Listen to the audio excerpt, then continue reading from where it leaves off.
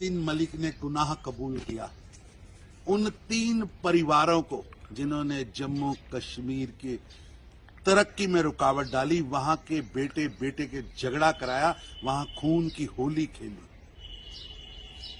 वो अमन की, वो स्वर्ग की जमीन को खून से लाल किया। उन 3 परिवारों के जघन्य अपराध से उनके लिए उनको देश की जनता से माफी मांगनी चाहिए। देश की जनता को बताना चाहिए कि इन 3 परिवारों ने किस तरह लूटा।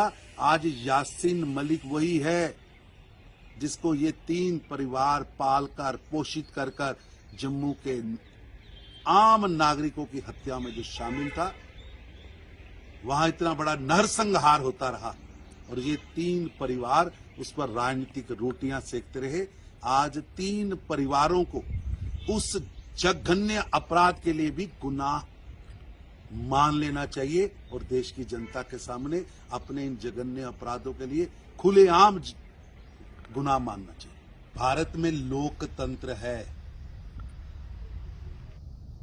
जहां कॉन्स्टिट्यूशन में डॉक्टर भीमराव अंबेडकर जी ने समानता का अधिकार दिया है। आपका ये बयान संविधान निर्माता डॉक्टर भीमराव अंबेडकर जी का अपमान करने जैसा है। देश के अंदर नरेंद्र मोदी जी की सरकार है जो सबका साथ, सबका विकास और सबके प्रयास से चल रही है। चाहे हो कोविड और चाहे हो केंद्र सरकार की कोई भी स्कीम, 2014 से लेकर आज तक चाहे 12 करोड़ घरों में रसोई गैस पहुंचे हो या 11 करोड़ घरों में शौचालय बने हो या 40 करोड़ गरीबों के बैंक अकाउंट खुले हो या 50 करोड़ गरीबों के मेडिकल इंश्योरेंस हुई हो, चाहे 35 करोड़ भारतीयों का ई श्रम हो, एक लंबी लिस्ट है।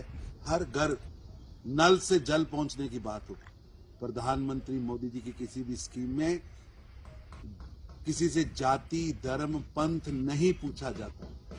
देश में लोकतंत्र मजबूत है, इंस्टीट्यूशन मजबूत है, पर पता नहीं महबूबा जी के सपनों में कभी चाइना आता है, कभी पाकिस्तान आता है, कभी श्रीलंका आता है।